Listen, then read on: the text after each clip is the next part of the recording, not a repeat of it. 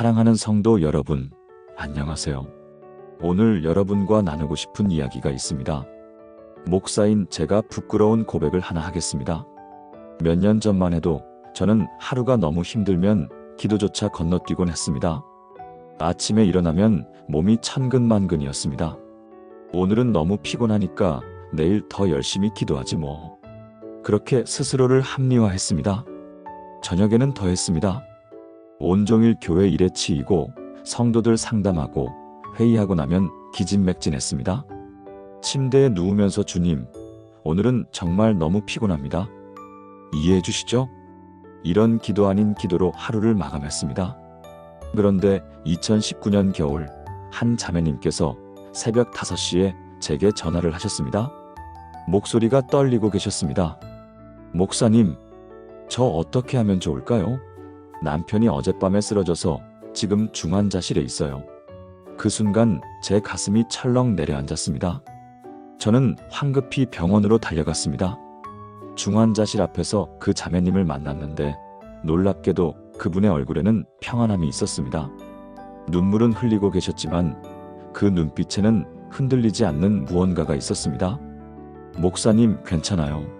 제가 새벽마다 남편을 위해 기도했거든요. 하나님이 함께 하시는 거 믿어요. 그날 밤 저는 잠을 이룰 수가 없었습니다. 목사인 저는 피곤하다는 핑계로 기도를 건너뛰었는데 그 자매님은 매일 새벽 남편을 위해 기도하고 계셨던 것입니다. 그리고 그 기도가 위기의 순간에 흔들리지 않는 믿음이 되어 있었습니다. 3일 후 그 남편분은 기적적으로 의식을 회복하셨습니다. 의사들도 놀라워했습니다. 그때 저는 깨달았습니다. 기도는 선택사항이 아니라는 것을, 하루가 아무리 고되어도 놓치지 말아야 할 생명줄이라는 것을. 여러분, 혹시 오늘 하루가 너무 힘들어서 기도할 힘조차 없다고 느끼십니까? 온종일 일하고 가사하고 돌보고 신경 쓰다 보면 기도는 나중으로 밀려나지 않습니까? 오늘은 너무 피곤하니까 내일 하지 뭐. 이렇게 생각하신 적 있으시지요? 저도 그랬습니다. 하지만 오늘 여러분께 꼭 전하고 싶은 7가지 기도가 있습니다. 하루가 아무리 고되어도 이 기도만큼은 놓치지 마시기 바랍니다. 이 기도들이 여러분의 하루를 완전히 바꿔놓을 것입니다. 여러분은 아침에 눈을 뜨면 제일 먼저 무슨 생각을 하십니까? 아, 벌써 아침이야. 오늘도 해야 할 일이 산더미네. 몸이 개운하지가 않아. 이런 생각들이 먼저 밀려오지 않습니까? 저도 그랬습니다. 알람 소리가 들리면 제일 먼저 한숨이 나왔습니다. 하루를 시작하기도 전에 이미 지쳐 있었습니다. 그런데 성경은 놀라운 말씀을 하십니다. 이것이 여호와께서 정하신 날이라 이날에 우리가 즐거워하고 기뻐하리로다. 시편 118편 24절. 이 말씀을 처음 깊이 묵상했을 때 제 마음에 큰 충격이 왔습니다. 오늘이라는 날은 우연히 온 것이 아니었습니다. 하나님께서 정하신 날이었습니다. 여호와 하나님께서 친히 이 날을 계획하시고 준비하시고 우리에게 선물로 주신 날입니다. 그렇다면 이 날에 우리가 해야 할 일은 무엇입니까? 한숨 쉬는 것입니까? 아닙니다. 즐거워하고 기뻐하는 것입니다. 왜냐하면 이것은 하나님이 우리에게 주신 선물이기 때문입니다. 그렇다면 우리는 이 말씀을 어떻게 실천할 수 있을까요? 아주 간단합니다. 아침에 눈을 뜨자마자 침대에서 일어나기 전에 이렇게 기도하는 것입니다. 하나님, 오늘도 저에게 새로운 하루를 주셔서 감사합니다. 단 한 문장입니다. 길게 기도할 필요도 없습니다. 무릎 꿇을 필요도 없습니다. 눈을 뜨자마자 침대에 누운 채로 이 한 문장을 고백하는 것입니다. 작년에 우리 교회 권사님 한 분이 제게 간증을 하셨습니다. 72세 되신 분인데 늘 아침마다 온몸이 쑤시고 아프셨다고 합니다. 관절염, 고혈압, 당뇨까지 있으셔서 아침에 일어나는 게 고역이셨습니다. 침대에서 일어나려면 10분은 걸렸습니다. 온몸을 주무르고 한숨 쉬고 천천히 일어나셨습니다. 그런데 어느 날 새벽 예배에서 20편 118편 24절 말씀을 들으셨습니다. 그날부터 이 권사님은 매일 아침 눈을 뜨자마자 이렇게 기도하기로 결심하셨습니다. 하나님, 오늘도 저에게 새로운 하루를 주셔서 감사합니다. 이것이 주님께서 정하신 날입니다. 처음 며칠은 입으로만 하는 것 같았습니다. 몸은 여전히 아팠고 마음도 무거웠습니다. 하지만 포기하지 않으셨습니다. 일주일이 지나자 조금씩 달라지기 시작했습니다. 감사 기도를 하고 나면 마음이 조금 가벼워지는 것 같았습니다. 2주가 지나자 아침에 일어나는 시간이 짧아졌습니다. 한 달이 지나자 놀라운 일이 일어났습니다. 아침에 눈을 뜨면 저절로 입에서 감사가 나왔습니다. 하나님, 감사합니다. 오늘도 살아있네요. 몸의 통증은 여전했지만 마음의 무게가 사라졌습니다. 3개월 후 이 권사님의 얼굴이 완전히 달라졌습니다. 교회에 오시면 늘 미소를 띠고 계셨습니다. 목사님, 아침에 눈만 뜨면 너무 기쁜 거예요. 하나님이 오늘도 저에게 하루를 주셨다는 게 너무 감사해요. 같은 아침인데 완전히 다른 하루가 된 것입니다. 사랑하는 여러분, 지금 저와 함께 이렇게 기도해 보시겠습니까? 사랑의 하나님 아버지, 오늘 아침 제게 새로운 하루를 선물로 주셔서 감사합니다. 이것이 주님께서 정하신 날임을 고백합니다. 제가 이날에 즐거워하고 기뻐할 수 있도록 도와주소서. 아침에 눈을 뜰 때마다 감사가 먼저 나오게 하시고 하루를 시작하기 전에 주님께 먼저 나아가게 하소서. 주님이 주신 이 하루가 얼마나 귀한 선물인지 깨닫게 하소서. 매일 아침 감사로 하루를 여는 사람이 되게 하소서. 예수님의 이름으로 기도합니다. 아멘. 이 기도를 매일 아침 고백해 보세요. 여러분의 아침이, 여러분의 하루가 완전히 달라질 것입니다. 아침 감사 기도를 드렸다면 이제 침대에서 일어나 하루를 준비할 시간입니다. 세수하고 옷 입고 아침 준비하면서 우리 마음속에는 온갖 걱정이 밀려옵니다. 오늘 병원 검사 결과는 어떻게 나올까? 시어머니한테 또 뭐라고 들으면 어쩌지? 남편이 요즘 표정이 안 좋은데 회사에 무슨 일 있는 건 아닐까? 손주 감기가 낫긴 할까? 걱정과 불안이 파도처럼 밀려옵니다. 이런 걱정들로 하루를 시작하면 온종일 마음이 무겁습니다. 그런데 성경은 우리에게 다른 방법을 알려줍니다. 너는 마음을 다하여 여호와를 신뢰하고 내 명철을 의지하지 말라. 너는 범사의 그를 인정하라. 그리하면 내 길을 지도하시리라. 잠언 3장 5절부터 6절. 이 말씀은 솔로몬이 우리에게 주는 지혜입니다. 마음을 다하여 여호와를 신뢰하라고 합니다. 우리의 생각, 우리의 판단, 우리의 걱정을 의지하지 말라고 합니다. 대신 범사에, 즉 모든 일에 하나님을 인정하라고 합니다. 그러면 하나님께서 우리의 길을 지도하신다는 약속입니다. 지도하신다는 것은 무엇입니까? 방향을 제시하시고 길을 열어주시고 인도해 주신다는 뜻입니다. 우리가 걱정하고 불안해할 필요가 없다는 것입니다. 왜냐하면 하나님이 우리의 하루를 책임지시기 때문입니다. 그렇다면 이것을 어떻게 실천할까요? 아침에 집을 나서기 전에 또는 하루 일과를 시작하기 전에 이렇게 기도하는 것입니다. 하나님, 오늘 하루 제 모든 일을 주님께 맡깁니다. 주님이 제 길을 인도해 주세요. 작년 여름 우리 교회 집사님 한 분이 큰 어려움을 겪으셨습니다. 58세 되신 분인데 남편이 갑자기 사업에 실패하셨습니다. 20년 동안 운영하던 작은 공장이 문을 닫게 되었습니다. 빚만 3억이 남았습니다. 그 집사님은 밤마다 잠을 이룰 수가 없었습니다. 이 빚을 어떻게 갚지? 이 나이에 다시 일자리를 구할 수 있을까? 집까지 빼앗기면 어디서 살지? 걱정과 불안으로 매일 눈물만 흘렸습니다. 아침에 일어나면 가슴이 답답하고 숨이 막혔습니다. 하루하루가 지옥 같았습니다. 그런데 어느 날 새벽 이 집사님이 성경을 펼쳤는데 바로 이 잠언 3장 5절 말씀이 눈에 들어왔습니다. 너는 마음을 다하여 여호와를 신뢰하고. 그 순간 마음의 음성이 들렸습니다. 내가 지금 누구를 신뢰하고 있느냐? 내 생각을 신뢰하고 있지 않느냐? 나를 신뢰하라. 그날부터 이 집사님은 매일 아침 이렇게 기도하기로 결심하셨습니다. 하나님, 저는 제 명철을 의지하지 않겠습니다. 주님을 신뢰합니다. 오늘 하루 제 모든 일을 주님께 맡깁니다. 처음 일주일은 여전히 불안했습니다. 기도는 했지만 마음이 편하지 않았습니다. 하지만 매일 아침 이 기도를 반복하셨습니다. 2주가 지나자 조금씩 평안이 찾아왔습니다. 하나님이 책임지시겠지. 한 달이 지나자 놀라운 일들이 일어나기 시작했습니다. 남편의 오랜 친구가 연락을 해왔습니다. 함께 새로운 사업을 시작하자고 제안했습니다. 초기 자금은 그 친구가 되겠다고 했습니다. 2개월 후 새 사업이 시작되었습니다.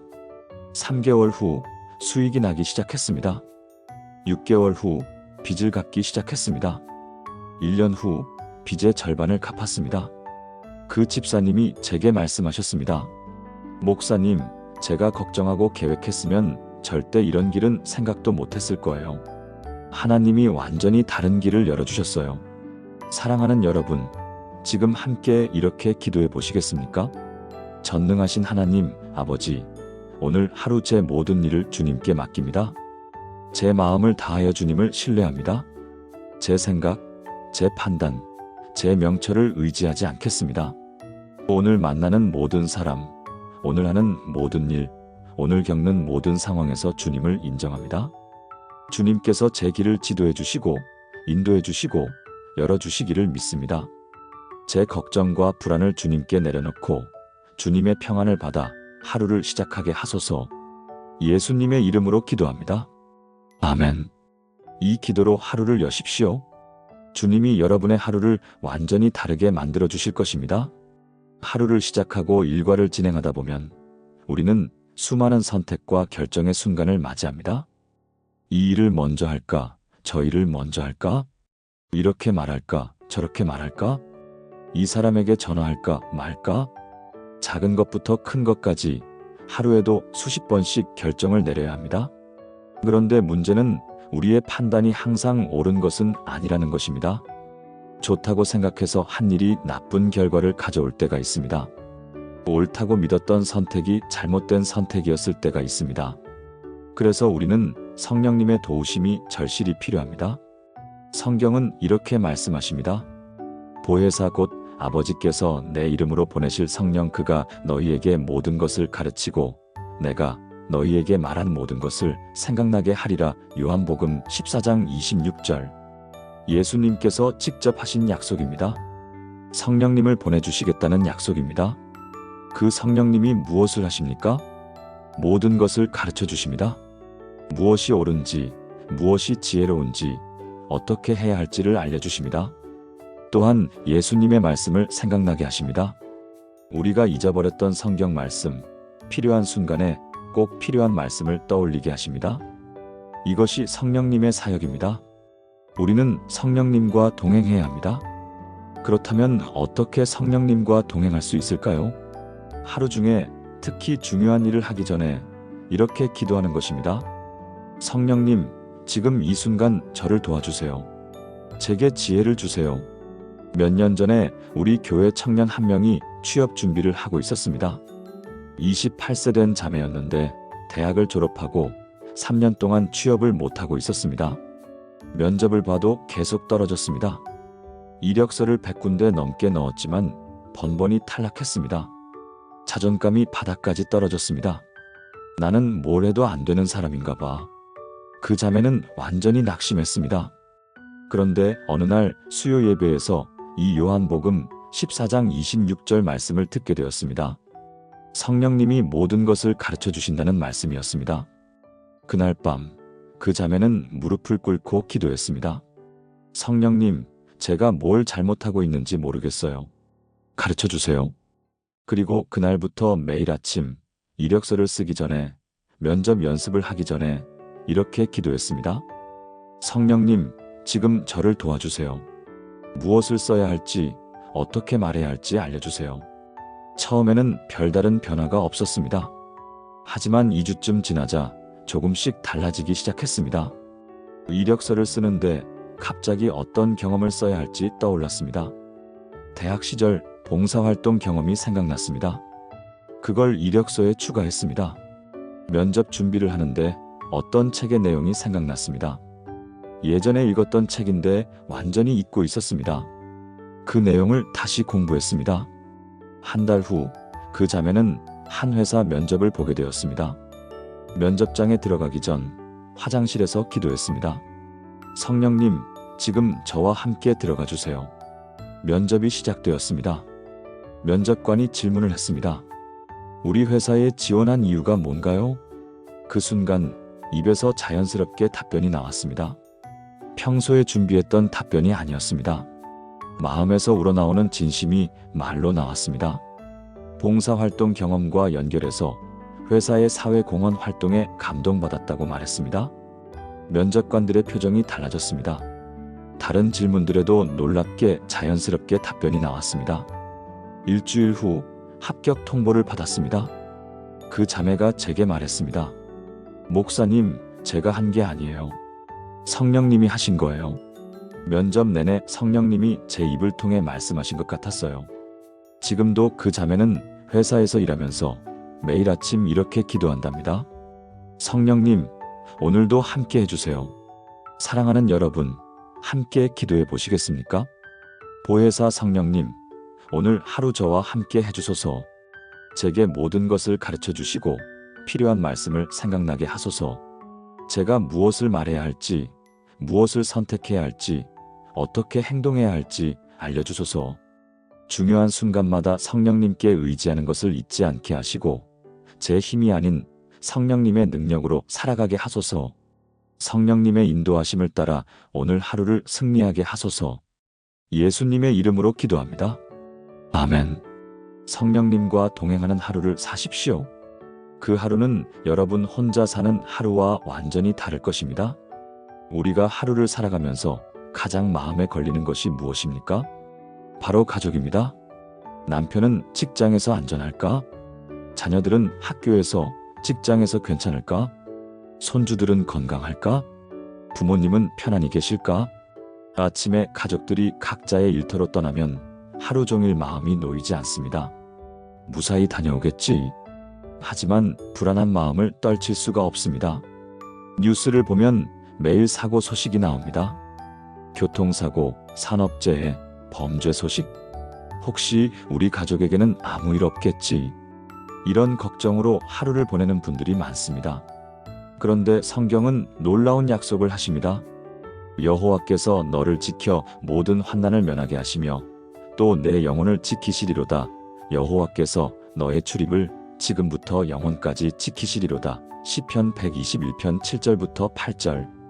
이 말씀은 시편 121편의 마지막 구절입니다. 여호와께서 무엇을 하십니까? 우리를 지키십니다. 모든 환난을 면하게 하십니다. 영혼을 지키십니다. 출입을 지키십니다. 출입이란 무엇입니까? 집에서 나갈 때, 집으로 돌아올 때 모든 이동과 모든 활동을 의미합니다. 즉, 우리의 모든 하루를 지키신다는 약속입니다. 그것도 지금부터 영원까지입니다. 일시적이 아니라 영원한 보호입니다. 이것이 하나님의 약속입니다. 우리는 이 약속을 붙잡고 가족을 위해 기도해야 합니다. 매일 아침 가족이 집을 나서기 전에 또는 우리가 하루를 시작하면서 이렇게 기도하는 것입니다. 하나님, 오늘 제 가족을 지켜주세요. 출입을 지켜주세요. 3년 전 우리 교회 권사님 한 분이 큰 사고를 겪으셨습니다. 67세 되신 분인데 아들이 건설 현장에서 일하고 있었습니다. 어느 날 오후 갑자기 현장에서 전화가 왔습니다. 어머니, 아드님이 사고가 났습니다.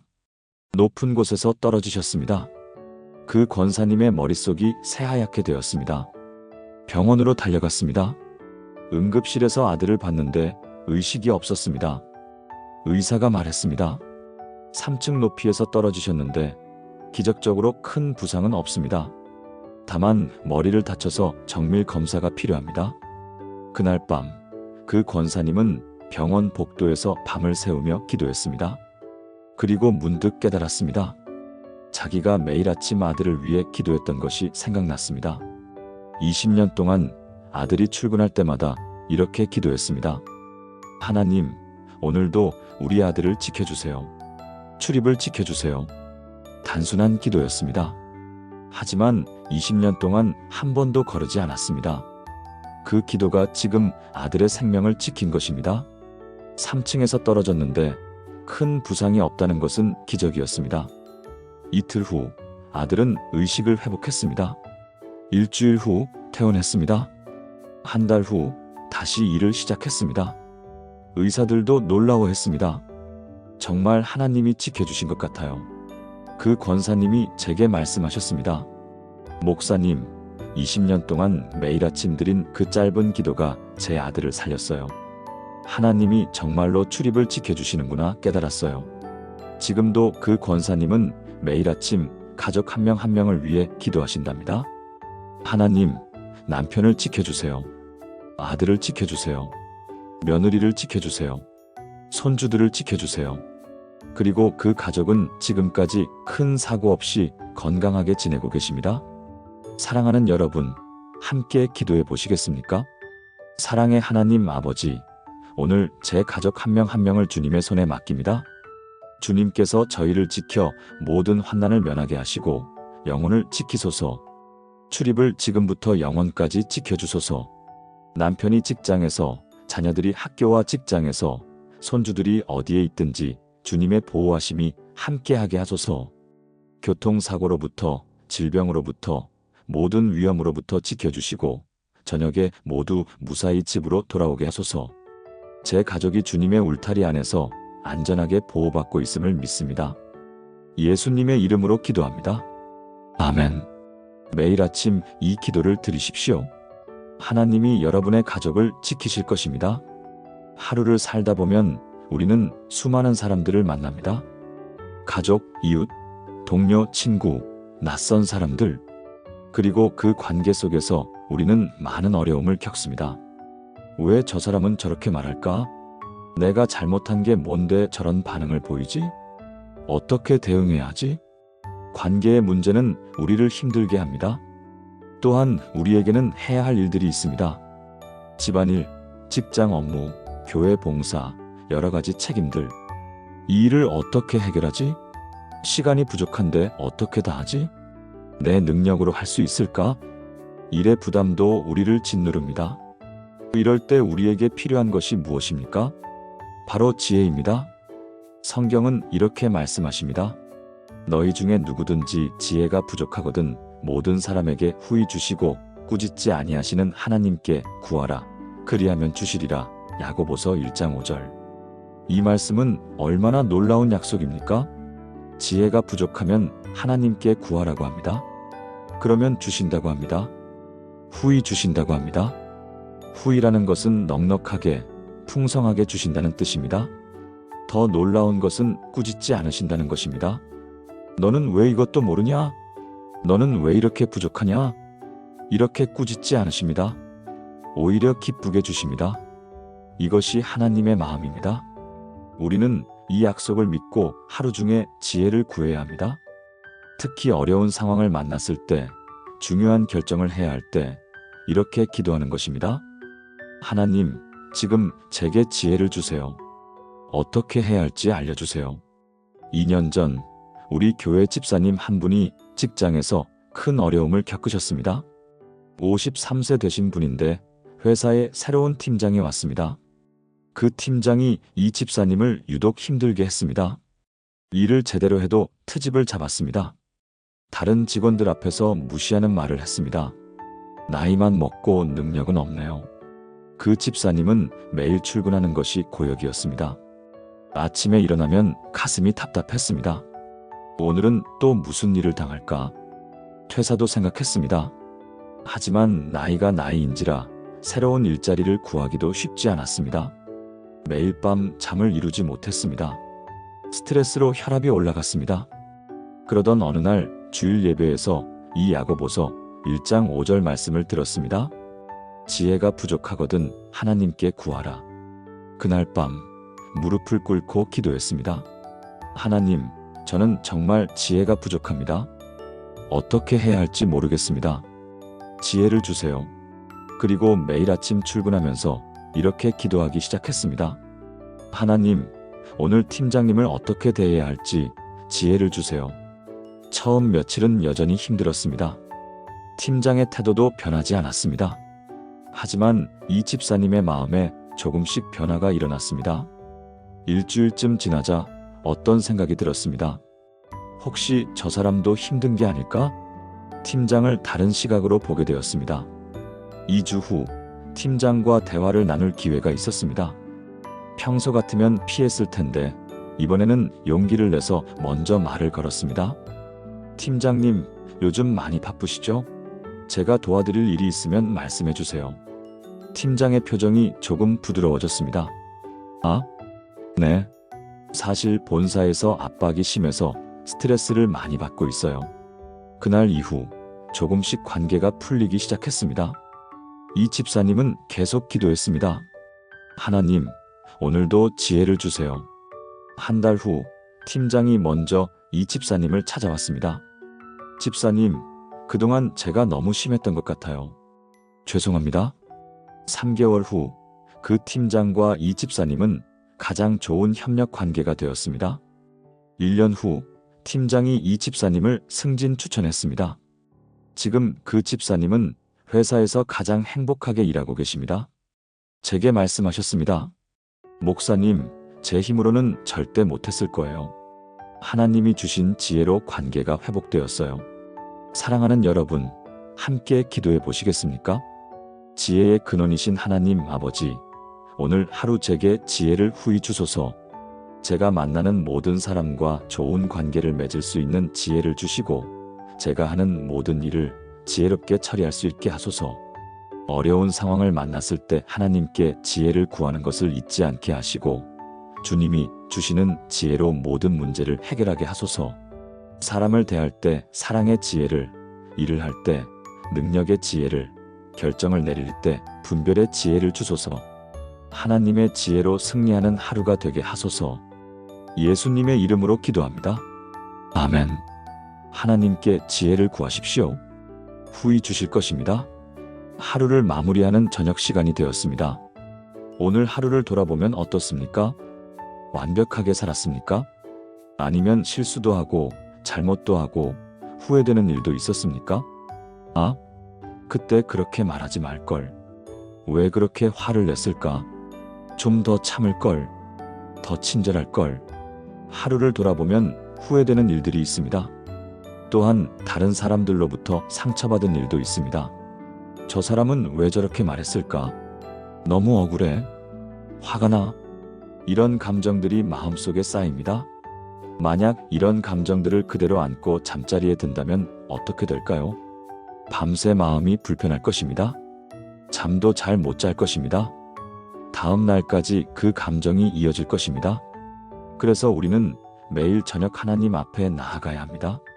성경은 이렇게 말씀하십니다. 해가 지도록 분을 품지 말고. 에베소서 4장 26절. 이 말씀은 사도 바울이 에베소 교회 성도들에게 한 권면입니다. 해가 지도록, 즉 하루가 끝나기 전에 분노를 해결하라는 것입니다. 왜냐하면 분노를 품고 자면 그것이 마음에 뿌리를 내리기 때문입니다. 하룻밤 자고 나면 더 단단해집니다. 이틀, 사흘 지나면 미움이 됩니다. 일주일 지나면 원한이 됩니다. 그래서 반드시 해가 지기 전에, 하루가 끝나기 전에 해결해야 합니다. 어떻게 해결합니까? 하나님께 나아가 회개하고 용서를 구하는 것입니다. 또한 다른 사람을 용서하는 것입니다. 매일 저녁 잠자리에 들기 전에 이렇게 기도하는 것입니다. 하나님, 오늘 하루 제가 지은 죄를 용서해 주세요. 그리고 저도 다른 사람을 용서합니다. 5년 전 우리 교회 권사님 한 분이 딸과 심각한 갈등을 겪으셨습니다. 62세 되신 분인데 결혼한 딸이 있었습니다. 그 딸이 어느 날 이혼을 하겠다고 했습니다. 권사님은 깜짝 놀라셨습니다. 안 돼. 이혼은 절대 안 돼. 하지만 딸은 마음을 굳혔습니다. 엄마는 모르세요. 저 더 이상 못 살아요. 권사님은 딸을 설득하려고 했습니다. 하지만 딸은 들으려 하지 않았습니다. 결국 말다툼이 되었습니다. 내가 그렇게 이기적하게 살아서 그런 거야. 권사님이 화가 나서 소리쳤습니다. 딸도 소리쳤습니다. 엄마는 제 인생을 전혀 이해 못하세요. 그날 이후 모녀는 말을 하지 않았습니다. 딸은 집을 나갔습니다. 권사님은 매일 밤 울었습니다. 내가 왜 그랬을까? 좀 더 이해하고 들어줄 걸. 후회가 밀려왔습니다. 하지만 자존심이 상해서 먼저 연락할 수가 없었습니다. 한 달이 지나고 두 달이 지났습니다. 권사님은 우울증에 걸렸습니다. 밥도 제대로 못 먹고 잠도 못 잤습니다. 교회도 나오지 않았습니다. 그러던 어느 날 저녁에 성경을 펼쳤는데 이 에베소서 4장 26절 말씀이 눈에 들어왔습니다. 해가 지도록 분을 품지 말고. 그 순간 마음의 음성이 들렸습니다. 너는 벌써 두 달 동안 분을 품고 있구나. 이제 내려놓아라. 그날 밤 권사님은 무릎을 꿇고 기도했습니다. 하나님, 제가 잘못했습니다. 딸을 이해하지 못하고 판단했습니다. 용서해 주세요. 그리고 저도 딸을 용서합니다. 눈물이 쏟아졌습니다. 마음이 조금씩 가벼워졌습니다. 다음 날 아침 권사님은 용기를 내서 딸에게 전화했습니다. 딸아, 엄마야. 엄마가 미안해. 엄마가 너를 이해 못해줬어. 딸도 울먹였습니다. 엄마, 저도 죄송해요. 엄마한테 소리 질러서. 그날 오후 모녀는 만났습니다. 오랫동안 대화를 나눴습니다. 권사님은 딸의 이야기를 진심으로 들어주었습니다. 판단하지 않고 이해하려고 노력했습니다. 딸도 마음을 열었습니다. 결국 딸은 이혼하지 않기로 했습니다. 부부 상담을 받기로 했습니다. 6개월 후 딸 부부의 관계가 회복되었습니다. 1년 후 권사님은 손주를 안았습니다. 지금 그 권사님은 매일 저녁 잠자리에 들기 전에 이렇게 기도하신답니다. 하나님, 오늘 하루 제가 누군가에게 상처 준 일이 있다면 용서해 주세요. 그리고 저도 모든 사람을 용서합니다. 그리고 깊은 평안 속에서 잠드신답니다. 사랑하는 여러분, 함께 기도해 보시겠습니까? 자비하신 하나님 아버지, 오늘 하루를 돌아봅니다. 제가 말로, 생각으로, 행동으로 지은 모든 죄를 용서해 주소서. 누군가에게 상처를 주었다면, 화를 냈다면, 사랑하지 못했다면 용서해 주소서. 또한 오늘 저에게 상처를 준 사람들, 저를 힘들게 한 사람들을 제가 용서합니다. 제 마음속의 모든 분노, 미움, 원망을 내려놓습니다. 해가 지기 전에 모든 것을 정리하고 깨끗한 마음으로 잠들게 하소서. 내일 아침 새로운 마음으로 하루를 시작할 수 있게 하소서. 예수님의 이름으로 기도합니다. 아멘. 매일 저녁 이 기도를 드리십시오. 마음이 가벼워지고 평안해질 것입니다. 이제 하루의 마지막 순간입니다. 침대에 누워 눈을 감으려는 그 순간입니다. 많은 분들이 이 순간에 잠을 이루지 못합니다. 온갖 걱정이 머릿속을 맴돕니다. 내일은 어떻게 될까? 저 문제는 어떻게 해결하지? 건강검진 결과가 안 좋으면 어쩌지? 손주가 시험을 잘 봤을까? 걱정이 꼬리에 꼬리를 물고 이어집니다. 침대에서 뒤척이다가 새벽 2시, 3시까지 잠을 못 자는 분들이 많습니다. 다음날 피곤한 몸으로 일어나서 또 힘든 하루를 시작합니다. 이런 악순환이 반복됩니다. 하지만 하나님은 우리에게 다른 방법을 알려주십니다. 성경은 이렇게 말씀하십니다. 평안히 눕고 자기도 하리니 나를 안전히 살게 하시는 이는 오직 여호와이시니이다. 시편 4편 8절. 이 말씀은 다윗이 기록한 것입니다. 다윗은 평생 수많은 위기를 겪었습니다. 사울 왕에게 쫓기고 아들 압살롬에게 배신당하고 전쟁에 나가고 온갖 어려움을 겪었습니다. 그런 다윗이 어떻게 밤에 잠을 잘 수 있었을까요?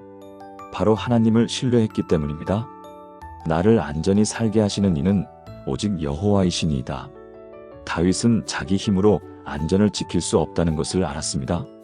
아무리 걱정해도 내일 일을 바꿀 수 없다는 것을 알았습니다. 그래서 하나님께 모든 것을 맡기고 평안히 잠들었습니다. 우리도 그렇게 할 수 있습니다. 잠자리에 들기 전에 마지막으로 이렇게 기도하는 것입니다. 하나님, 오늘 하루를 마칩니다. 이제 제 모든 걱정을 주님께 맡기고 평안히 잠듭니다. 4년 전 우리 교회 집사님 한 분이 극심한 불면증을 겪으셨습니다. 65세 되신 분인데 남편이 암 진단을 받았습니다. 3기 대장암이었습니다.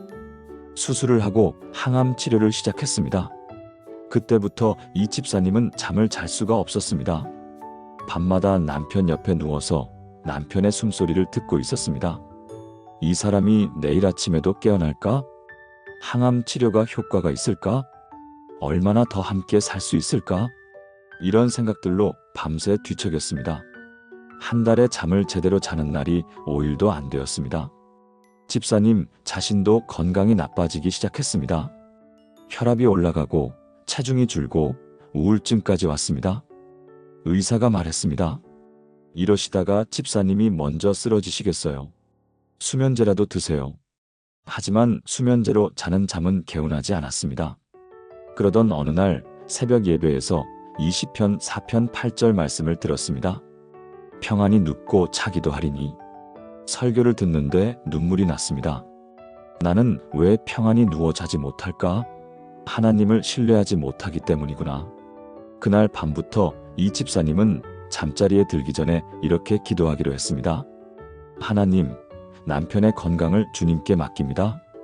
내일 일을 주님께 맡깁니다. 이제 평안히 잠듭니다. 처음 며칠은 여전히 잠이 오지 않았습니다. 기도는 했지만 마음이 편하지 않았습니다. 하지만 포기하지 않고 매일 밤 이 기도를 반복했습니다. 일주일쯤 지나자 조금씩 달라지기 시작했습니다.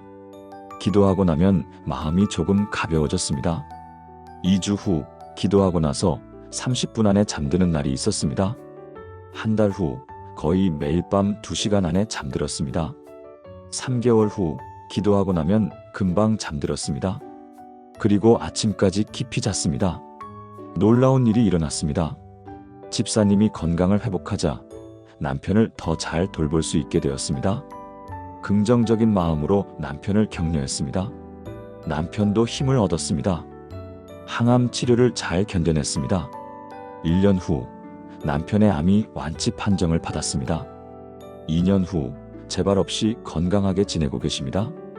지금도 그 집사님 부부는 매일 밤 함께 이렇게 기도하고 잠든답니다. 하나님, 오늘 하루 감사합니다. 내일도 주님께 맡깁니다. 평안히 잠듭니다. 그리고 깊은 잠 속에서 하루의 피로를 완전히 푸신답니다. 사랑하는 여러분, 마지막으로 함께 기도해 보시겠습니까? 평안의 하나님 아버지, 오늘 하루를 주님께 감사드립니다. 이제 하루를 마무리하고 잠자리에 듭니다. 오늘의 모든 걱정, 내일의 모든 불안을 주님께 맡깁니다.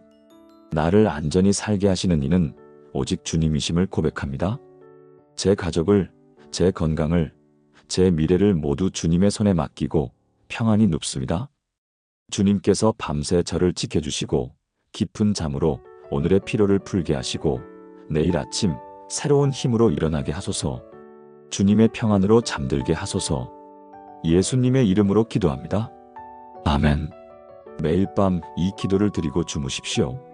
하나님이 주시는 깊은 평안 속에서 잠들 것입니다. 사랑하는 여러분, 지금까지 하루 동안 드려야 할 7가지 기도를 나눴습니다. 이제 이 모든 기도를 하나로 엮어서 함께 드리겠습니다. 함께 기도하시겠습니까? 사랑과 은혜가 풍성하신 하나님 아버지, 오늘 이 시간 주신 말씀에 감사드립니다.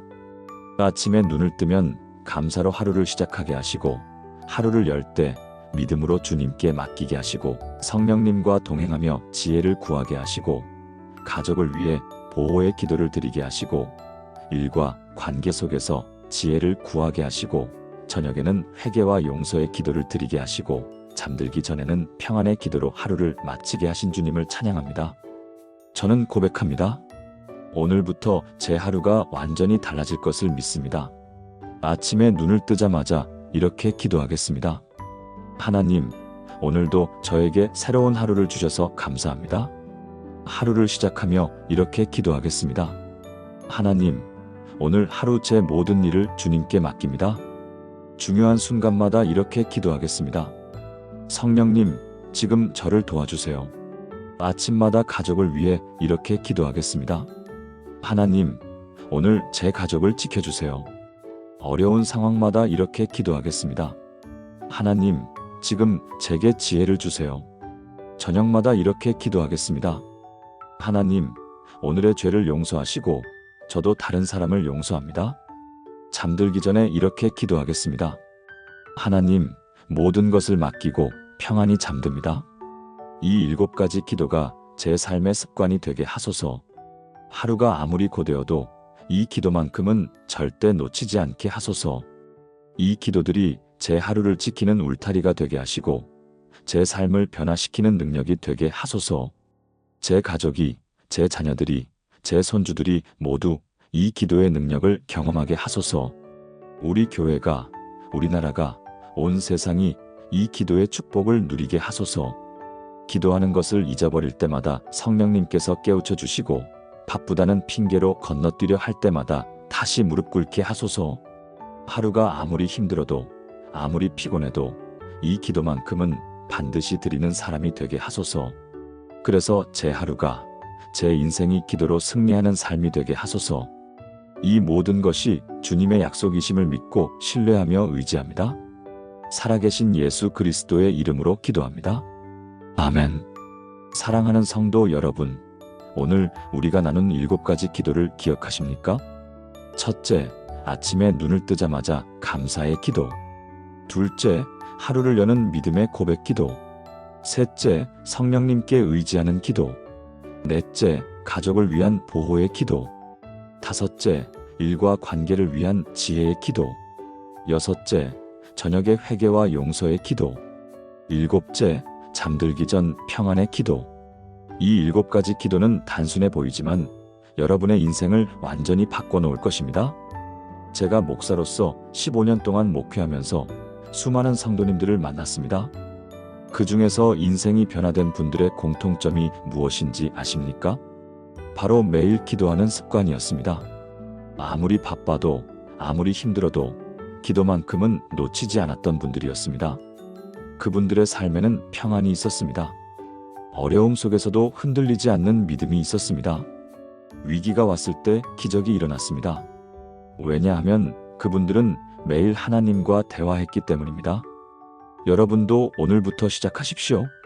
내일 아침 눈을 뜨자마자 이렇게 기도하십시오. 하나님, 감사합니다. 단 3단어입니다. 하지만 이 3단어가 여러분의 하루를 바꿀 것입니다. 그리고 하루 동안 나머지 6가지 기도를 하나씩 실천해 보십시오. 처음에는 어색할 수 있습니다. 잊어버릴 수도 있습니다. 하지만 포기하지 마십시오. 매일 반복하다 보면 습관이 됩니다. 습관이 되면 자연스러워집니다. 자연스러워지면 삶이 됩니다. 그때 여러분은 깨닫게 될 것입니다. 아, 이것이 기도의 능력이구나. 아, 이것이 하나님과 동행하는 삶이구나. 하루가 아무리 고되어도 이 기도만큼은 놓치지 마십시오. 이것이 여러분의 생명줄입니다. 여러분의 승리의 비결입니다. 여러분의 축복의 통로입니다. 오늘 이 영상이 도움이 되셨다면 좋아요 버튼을 눌러주시고 구독과 알림 설정도 부탁드립니다. 그리고 댓글로 여러분의 기도 간증을 나눠주시면 감사하겠습니다. 저는 이런 기도를 드렸더니 이런 변화가 있었어요. 여러분의 간증이 다른 분들에게 큰 힘이 될 것입니다. 사랑하는 여러분, 하나님께서 여러분과 함께 하시기를 축복합니다. 여러분의 하루하루가 기도로 승리하시기를 축복합니다. 여러분의 가정에 하나님의 평안이 충만하시기를 축복합니다. 여러분의 모든 길에 하나님의 인도하심이 함께 하시기를 축복합니다. 다음에 또 만나 뵙겠습니다. 주님의 이름으로 축복합니다.